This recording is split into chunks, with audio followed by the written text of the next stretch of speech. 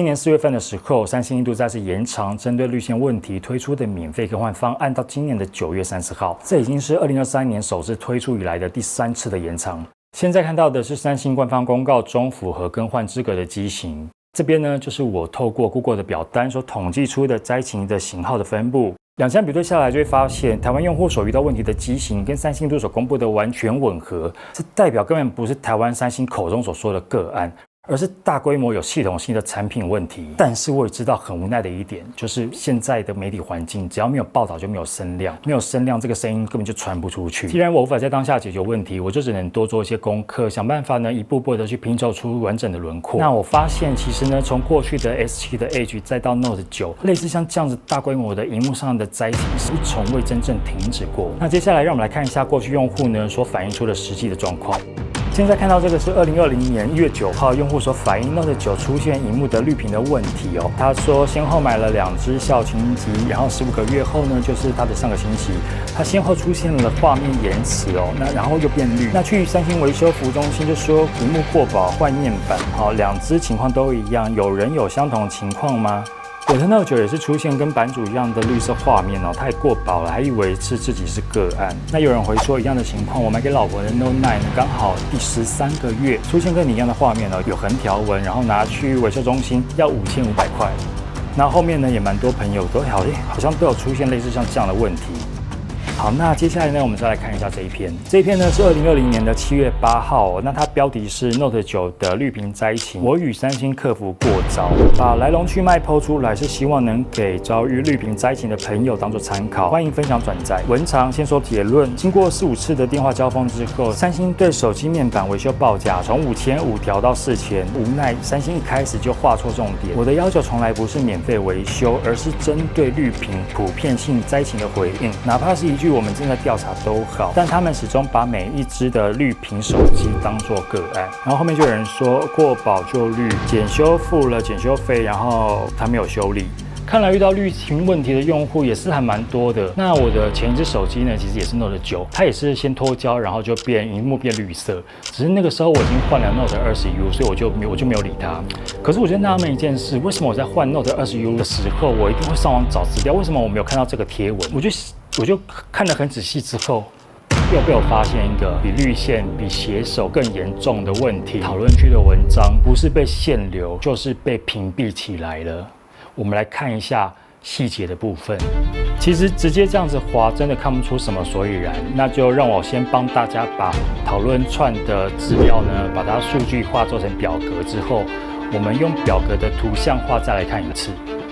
好，那同时呢，我也跟大家分享我的方法，就是我把每页的文字复制贴上到记事本，然后再把所有的文字贴到 Google 的 Excel 上面去，然后再用筛选的方式把井字号的那一行的数值统统筛选出来，这样子我们就可以获得每一个留言的时间戳记跟它的楼层。那通过这样的方式，我们就可以把讨论区的轮廓把它套用到表单上面去。好，那接下来你就可以看到它的楼层都是顺的下来的，但是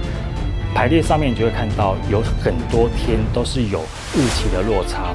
而且它的落差呢会有一个很特别的一个弧度。像我们现在看到第一天的讨论区有28个人在讨论，第2天有19个人在讨论，到第3天之后呢就变成2个人讨论，第4天就是1个人讨论，然后慢慢你可以看到一些数据上的变化，它就是会有一个很奇怪的一个幅度，就是上去下来，然后上去又下来，然后到某一段时间突然又平的，然后到后面整个就平掉了。有的立场比较不一样的人，他会说，他可能就是讨论的人比较少而已啊，就是这个可能就是只有1个人讨论啊，事实上也很正常啊。好，那我们来看另外一份，这一份呢，我就是直接把每一个留言的天数中间的落差直接把它拉出来，然后为什么会变得这么松散？你可以看到，就是其实呢，在每一个空缺的地方，其实都是三星它在办活动的时候，不是有实体的活动，不然就是网络的活动，不然就是有新机要上市。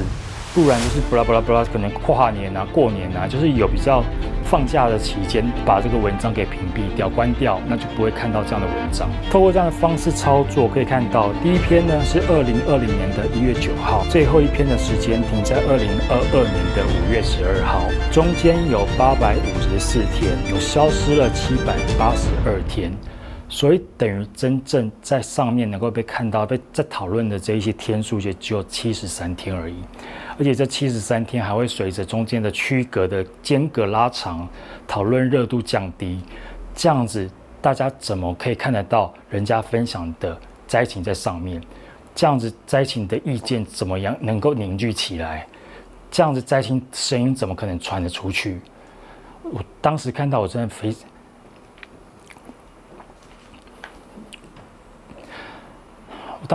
非常生气。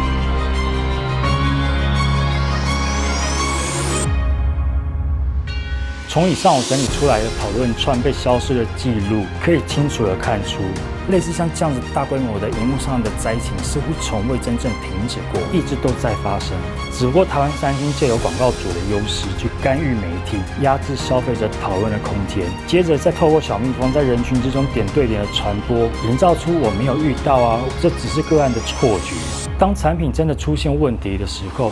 真实的声音出不去，外部的资讯也进不来。最终让台湾形成一个资讯的孤岛，看不到问题，听不到灾情，也就没有人会认真处理。这就是我们台湾消费者所面临到的状况。我知道一个小频道对企业来讲根本不痛不痒，不过大家不用担心，因为在4月份的时候，平台有帮我开启一个热推的功能，所以只要你愿意帮这支影片按赞，就可以透过热推的机制，让这支影片的声音传出去，让更多人看到这正在发生的事情。根据外媒的报道，目前已知的绿线灾情的案例呢，至少已经超过了12万起。我可以在这边跟大家做一个很大胆的假设，就是如果呢你是使用这几个型号的手机，而且使用时间超过2年以上，几乎一定都会遇到绿线，因为这不是偶然，这是结构设计跟制成问题的必然结果。电子产品它不是凭空冒出来的，它牵扯到材料、封装、散热、电信应力等等，每一项都是工业设计的成果。正常人怎么可能会用人品跟运气来为这种系统性的问题做解释？说到运气跟人品，其实2013年外流的三星写手们 SOP